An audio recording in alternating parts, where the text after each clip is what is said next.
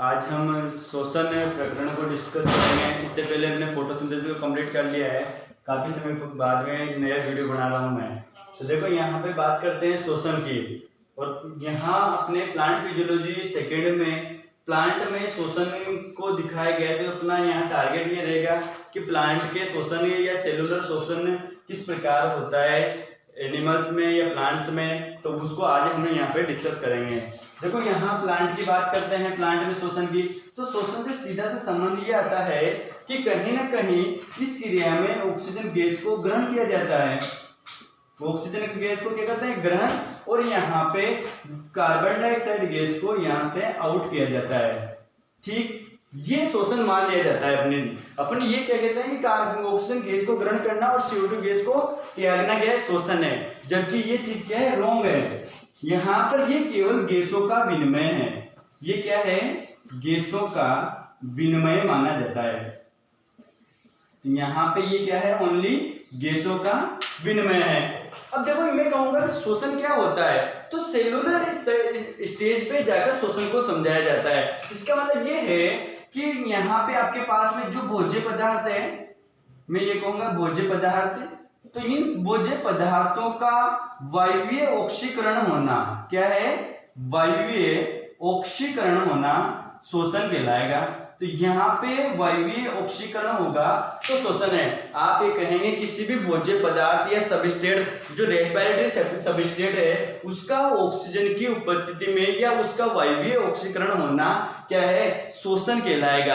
अब यहाँ से देखते हैं कि ऑक्सीजन की उपस्थिति में होता है श्वसन, तो वायवीय श्वसन। अगर ऑक्सीजन के बिना ही उस भोज्य पदार्थ का ऑक्सीकरण होता है तो वह अवायवीय श्वसन कहलाएगा। अब मैं कहूंगा कि यहाँ पे श्वसन में एक वर्ड आया है, श्वसनी पदार्थ। श्वसनी पदार्थ, देखो ये एक वर्ड क्या है, श्वसनी पदार्थ आया है। अब बात करते हैं कि श्वसनी पदार्थ क्या है या रेस्पिरेटरी सबस्ट्रेट क्या है या श्वसनी क्रियाधार क्या है आपके पास में। तो जो श्वसनी क्रियाधार, इसको मैं क्रियाधार कह सकता हूं। देखो यहाँ कहेंगे क्रियाधार, ये क्रियाधार बोलो या श्वसनी पदार्थ बोले। तो यहाँ श्वसनी पदार्थ, इसका मतलब जो आप एनर्जी प्रोड्यूस कर रहा है, जो यहाँ से आपके पास में जिसका ऑक्सीकरण हो रहा है, वो क्या है, श्वसनी पदार्थ है। अब देखो एक बार डेफिनेशन समझ लेते हैं अपन कि किसी भी सबस्ट्रेट या श्वसनी सबस्ट्रेट का वायवीय ऑक्सीकरण होना क्या है, श्वसन है। और इस श्वसन का जो मेन पर्पज क्या है, आपकी बॉडी में श्वसन किस प्रकार उपयोग है, तो यहाँ पे ऑक्सीकरण के फलस्वरूप यहाँ पे बनेगी ATP के रूप में ऊर्जा बनती है। क्या बनती है, ATP के रूप में। इसका मतलब सबसे इंपॉर्टेंट जो चीज है श्वसन की, वो शरीर में ऊर्जा प्रोड्यूस करना है। क्यों ऊर्जा प्रोड्यूस हो रही है, क्योंकि श्वसनी पदार्थ का ऑक्सीकरण हो रहा है। और ऑक्सीकरण किसके उपस्थिति में, ऑक्सीजन की उपस्थिति में या विदाउट ऑक्सीजन हो रहा है, और कार्बन डाइऑक्साइड गैस यहाँ से आउट हो रही है। अब ये एनर्जी जो बनी है, ये आपकी मेटाबॉलिक क्रियाओं में काम आती है। किसमें काम आती है, मेटाबॉलिक। इसका मतलब शरीर में जितनी भी उपापचय क्रियाएं हो रही है, अपनी बॉडी में जितनी भी उपापचय क्रियाएं, उनका जो आपके पास में यूज आती है एनर्जी, वो कहां से आएगी, ATP। और ATP कहां से मिला है आपको, श्वसन से मिला है। तो डायरेक्टली श्वसन जो प्रोसेस का पर्पज है, वो मेटाबॉलिक क्रियाओं के लिए एनर्जी प्रोड्यूस करना होता है। अब मैं बात करूं कि श्वसन में अगर ATP निकल रही है, तो मैं कहूंगा ये ऊष्माक्षेपी प्रोसेस है। क्या है, ऊष्माक्षेपी। इसका मतलब ऊर्जा का निर्माण होता है। क्या है, ऊर्जा का निर्माण। अब आप ये कह रहे हैं कि ऑक्सीकरण होगा, तो यहाँ डेफिनेटली जो सबस्ट्रेट आपके पास में है, इसका क्या होगा, विघटन होगा। और विघटन होगा तो यहाँ पे ये कहलाएगी केटाबोलिक क्रिया कहलाएगी। क्या कहलाएगी, केटाबोलिक। तो आप ये ध्यान रखना, श्वसन एक ऊष्माक्षेपी और साथ में केटाबोलिक प्रोसेस है। ऊष्माक्षेपी क्यों बोला है, क्योंकि एनर्जी बाहर निकलती है। केटाबोलिक क्यों बोला है, क्योंकि यहाँ पे जो जटिल कार्बनिक पदार्थ है, उनको सरल कार्बनिक पदार्थों में डिवाइड किया जाता है। तो सीधी सी बात, केटाबोलिक बोलने का काम क्या है, जो जटिल पदार्थ है या कॉम्प्लेक्स आपके पास में सबस्ट्रेट है, उसको सरल कॉम्प्लेक्स में या सरल सबस्ट्रेट में बदला जाता है। यहाँ पे जटिल कार्बनिक पदार्थ लिया, उसको सरल कार्बनिक पदार्थों में तोड़ा, किसकी उपस्थिति में, ऑक्सीजन की उपस्थिति में। प्रोसेस क्या कहलाएगा, श्वसन। तो ये श्वसन से डेफिनेशन बेसिक जानकारी है, तो डेफिनेशन पता लगी कि यहाँ पे कोई भी आपकी बॉडी में कार्बनिक पदार्थ है, शोषणीय पदार्थ है, उसका वायवीय ऑक्सीकरण होना शोषण कहलाता है। इसके फलस्वरूप एनर्जी मिलती है। एनर्जी किसके रूप में मिल रही है? एटीपी के रूप में।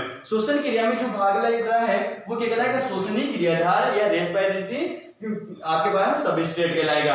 और मैंने कहा ये प्रोसेस कैसी है? ऊष्मक्षेपी और यहाँ पे केटाबोलिक प्रोसेस है। अब देखो यहाँ शोषण में मैं डिस्कस करता हूँ इंपॉर्टेंट रूप से शोषणीय क्रियाधार। अब आपके दिमाग में क्वेश्चन आ रहा होगा कि ये शोषणीय क्रियाधार कौन होगा? तो देखो यहाँ पे डेफिनेशन अपने को पता है कि शोषण क्रिया में जिन कार्बनिक पदार्थों का ऑक्सीकरण होता है वो क्या कहलाएंगे? शोषणीय पदार्थ। तो जिनका ऑक्सीडेशन हो रहा है वो शोषणीय पदार्थ है। अब मैंने कहा ये क्रिया शोषणीय पदार्थ क्या हो सकते हैं? तो देखो यहाँ पे देखो मैंने कहा ये कार्बोहाइड्रेट हो सकता है, कार्बोहाइड्रेट हो सकता है, साथ में आप कह सकते हैं ये लिपिड हो सकती है, वसा, और साथ में क्या हो सकता है? प्रोटीन हो सकता है। तो यहाँ पे मुख्य रूप से जो आपकी बॉडी में रेस्पिरेटरी सबस्ट्रेट के रूप में प्रयोग में आते हैं कार्बोहाइड्रेट, लिपिड, प्रोटीन। और इससे दो क्वेश्चन बनते हैं। एक तो इनमें उपयोगिता का क्रम क्या है? एक तो क्या बनता है? उपयोगिता का क्रम और साथ में एनर्जी का क्रम।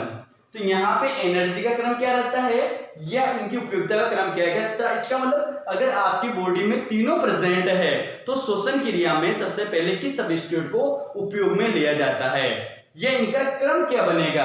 और साथ में अगर इनको उपयोग में लिया जाता है तो क्वांटिटी अगर इनकी सेम रखें तो किससे कम एनर्जी प्रोड्यूस होती है और किससे ज्यादा एनर्जी प्रोड्यूस होती है, ये दोनों चीजें देखनी अपने को। अगर मैं कहूं उपयोगिता का क्रम, अगर बॉडी में तीनों प्रेजेंट है तो सबसे पहले कार्बोहाइड्रेट का उपयोग होता है।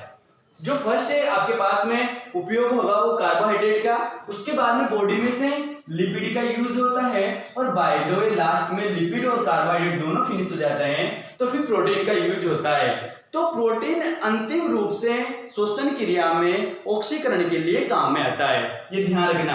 सबसे प्रायोरिटी किसको दी जाए? कार्बोहाइड्रेट। जनरली अपनी बॉडी में कार्बोहाइड्रेट का ऑक्सीकरण होता है। आपने देखा होगा ग्लूकोज का ऑक्सीकरण होता है और ऊर्जा उत्पन्न होती है, तो ग्लूकोज क्या है?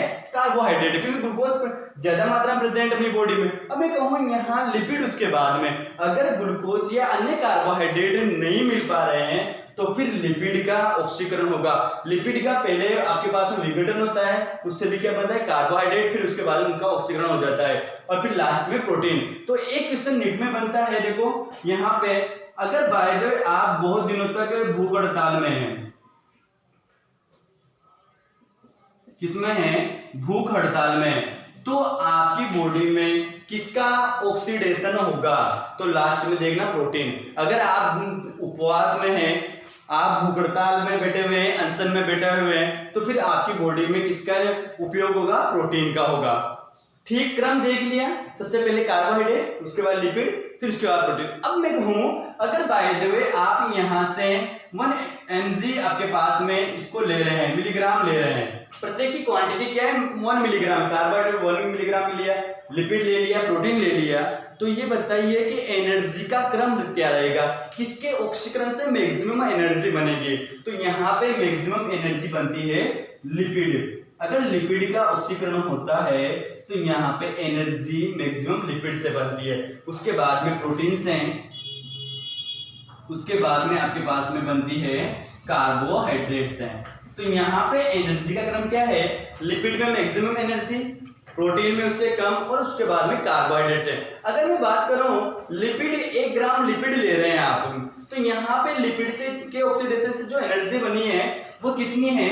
9.3 किलो कैलोरी मैक्सिमम एनर्जी बनी है। 9.3 किलो कैलोरी किससे बनी है? लिपिड के ऑक्सीकरण से। अगर प्रोटीन की बात करते हैं तो यहाँ प्रोटीन से 5.3 किलो कैलोरी एनर्जी बनती है। अगर मैं कहूँ कार्बोहाइड्रेट का क्या रेशो है, तो यहाँ बनती है 4.1 किलो कैलोरी एनर्जी। तो ये यहाँ से एनर्जी से क्वेश्चन डेफिनेटली पूछा जाता है कॉम्पिटिटिव एग्जाम में। डायरेक्ट वो इंडिविजुअली पूछ सकता है 1 ग्राम लिपिड ले रहे हो तो कितनी एनर्जी बनेगी, या मैक्सिमम एनर्जी किससे प्रोड्यूस होती है, एनर्जी का क्रम क्या है, या इनकी उपयोगिता का क्रम क्या है, या भूख हड़ताल के समय रेस्पिरेटरी आपके पास में सबस्ट्रेट है वो कौन सा होता है, तो वो कौन सा होगा, प्रोटीन होगा।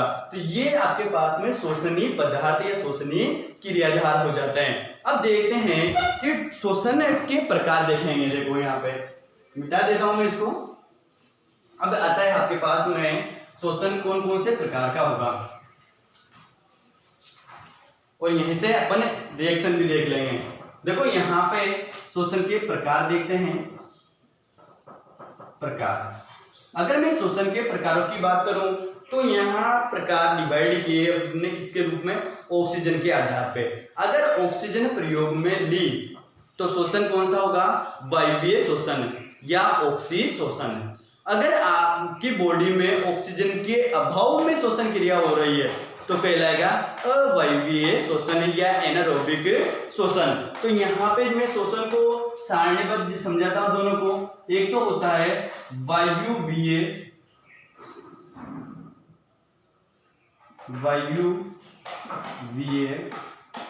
शोषण और एक होता है अवायवीय शोषण क्रिया। तो ये आपके पास में मैं शोषण को 2 भागों में डिवाइड कर देता हूं। एक तो आपके पास में वायवीय और एक अवायवीय। तो सबसे पहले अपन अंतर लिखना चाहें तो जनरली एग्जाम में 4 या 5 अंतर पूछे जाएंगे, और 4 और 5 अंतर वैसे लिखने जो बेस्ट हो। सबसे पहले आप समीकरण शो करेंगे। क्या करेंगे, समीकरण शो। आपको एक चीज पहले से मालूम है, वायवीय शोषण है तो डेफिनेटली ऑक्सीजन की उपस्थिति में हो रहा है, और अवायवीय है तो ऑक्सीजन के अभाव में हो रहा है। अगर मैं कहूं कि यहाँ पे बाय द वे ग्लूकोज है ये C6H12O6 से, तो यहाँ पे ये इस प्रकार है, ये सबस्ट्रेट ले लिया अपने। मैंने कहा इसका ऑक्सीजन की उपस्थिति में ऑक्सीकरण होगा तो ये 6 ऑक्सीजन के अणु लूंगा मैं, और साथ में यहाँ पे बनेगा आपके पास में 6CO2 प्लस 6H2O, और सबसे इंपॉर्टेंट बात 686 किलो कैलोरी एनर्जी आपके पास में। तो ये 686 किलो कैलोरी एनर्जी बनी आपके पास में, ठीक है।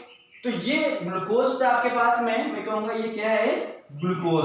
और ग्लूकोज का ऑक्सीजन की उपस्थिति में ऑक्सीकरण हुआ तो आपके पास में कार्बन डाइऑक्साइड और जल मिला। इसका मतलब ऑक्सीजन गैस ली, CO2 गैस को रिमूव किया और साथ में एनर्जी बनी है कितनी, 686 किलो कैलोरी। अब बात करते हैं, अगर मैं कहूं अवायवीय होता तो ये सबस्ट्रेट में कोई चेंज नहीं आता है, C6H12O6 वही ग्लूकोज रहता। इसका ऑक्सीजन के विदाउट ऑक्सीकरण करना है, ऑक्सीजन नहीं आएगी। देखो यहाँ ऑक्सीजन ली है, वहां पर ऑक्सीजन को नहीं लेंगे अपन। ऑक्सीजन के बिना ऑक्सीकरण होता है तो यहाँ पे ethyl alcohol C2H5OH, ethyl alcohol plus यहाँ पे CO2, साथ में एनर्जी बनेगी 56 किलो कैलोरी एनर्जी बनती है। क्या बनती है, 56 किलो कैलोरी एनर्जी। इसका मतलब देखो समीकरण को, अगर आपको समीकरण याद है तो आराम से आप इसके अंतर लिख सकते हैं। जैसे ऑक्सीजन की उपस्थिति में, किसकी उपस्थिति में संपन्न होगा, ऑक्सीजन की उपस्थिति में। यहां पे ऑक्सीजन के अभाव में, O2 के अभाव में होगा, ठीक। बात करते हैं सेकंड थर्ड अंतर की। अगर मैं कहूं, देखो ग्लूकोज को देखते हैं, ग्लूकोज का पूर्ण ऑक्सीकरण हो रहा है। देखो जल और कार्बन डाइऑक्साइड बन रही है, पूरा ऑक्सीकरण हुआ ऑक्सीजन की उपस्थिति में, वायु शोषण में। तो यहाँ पे पूर्ण ऑक्सीजन होगा ग्लूकोज का।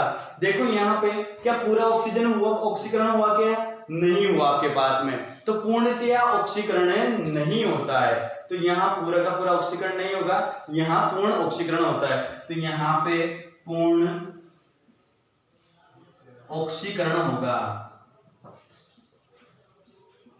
पूर्ण ऑक्सीकरण होगा, और जबकि यहाँ पे पूर्ण ऑक्सीकरण नहीं होता है। तो ये पूर्ण ऑक्सीकरण नहीं होगा। तो ग्लूकोज का एक जगह तो क्या हुआ, पूर्ण ऑक्सीकरण, और अवायवीय शोषण में अपूर्ण ऑक्सीकरण होता है। फोर्थ चीज देखते हैं अपन यहाँ पे कि यहाँ देखो एनर्जी कितनी बनी है, 686 किलो कैलोरी।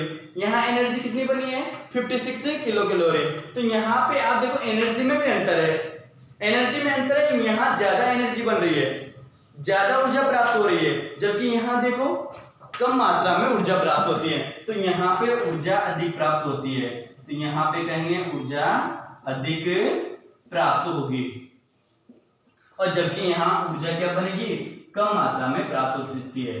तो ये ऊर्जा यहाँ पे कम मात्रा में प्राप्त होती है।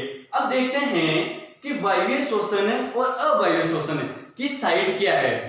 तो मैं कहूंगा कि यहाँ इसको मिटा देता हूं, 5th को मैं ऊपर लिख देता हूं। देखो यहाँ पे वायवीय शोषण की बात करते हैं, तो ये वायवीय शोषण आपके पास में इसका ग्लाइकोलाइसिस होता है, ग्लाइकोलाइसिस प्रोसेस क्या है, ग्लाइकोलाइसिस। आगे बताऊं ग्लाइकोलाइसिस क्या है। ये ग्लाइकोलाइसिस जो प्रोसेस होता है ये तो कहां होता है, कोशिका द्रव्य में होगा। कहां होगा, कोशिका द्रव्य में होता है, ठीक। जबकि इसका आपके पास में बाकी का जो प्रोसेस है, क्रेब्स साइकिल है, एसिटाइल कोएंजाइम का निर्माण है, ये कहां होता है, माइटोकॉन्ड्रिया में। कहां होता है, माइटोकॉन्ड्रिया में। तो यहाँ पे आपके पास में वायवीय शोषण कहाँ हुआ, कोशिका द्रव्य में हुआ कुछ पार्ट, पर कहाँ हुआ बाकी माइटोकॉन्ड्रिया में। तो मैक्सिमम पार्ट कहाँ संपन्न हो रहा है, माइटोकॉन्ड्रिया में। अगर अवायवीय शोषण की बात करते हैं तो यहाँ ये देखेंगे कि ये केवल साइटोप्लाज्म में ही होता है। इसका मतलब आप ये कहेंगे ये केवल कोशिका द्रव्य में ही होता है। तो पूरा का पूरा जो अवायवीय शोषण होगा केवल कोशिका द्रव्य में होगा। इसका मतलब आपको कॉमन अंतर क्या रखना है, इस वायवीय शोषण में माइटोकॉन्ड्रिया भाग लेता है और यहाँ पे केवल कोशिका द्रव्य में संपन्न होता है। तो ये आपके पास में इंपॉर्टेंट अंतर है जो पूरी की पूरी इस इक्वेशन से संपन्न हो जाएंगे। साथ में आप एग्जाम्पल जरूर लिखें। तो मैंने कहा अधिकांश प्राणियों में, एनिमल में और प्लांट में, मैक्सिमम आपके पास में एनिमल और प्लांट है, उनमें क्या होता है, वायवीय शोषण कंप्लीट होता है। जबकि अवायवीय शोषण किसमें होता है, अंकुरित बीजों में। किनमें, अंकुरित बीजों में। साथ में आप कहेंगे कुछ जीवाणु हो सकते हैं, कुछ जीवाणु भी सभी नहीं होंगे, कुछ जीवाणुओं में ये आपके पास में, कुछ आपके पास में जो कवक है उनमें अवायवीय शोषण हो सकता है। तो यहाँ कुछ कवक की बात कर सकते हैं, कुछ जीवाणु की बात करें अवायवीय जीवाणु की, या अंकुरित बीजों में, तो यहाँ अवायवीय शोषण होता है। डेफिनेटली बात यह है कि अवायवीय शोषण थोड़ा बहुत हानिकारक होता है, ऑप्शनल होता है, मैक्सिमम चांस क्या बनते हैं, वायवीय शोषण के। तो ये इस प्रकार दोनों ही आपके पास में कंप्लीट हो जाते हैं। अब दोनों में संबंध बताने वाला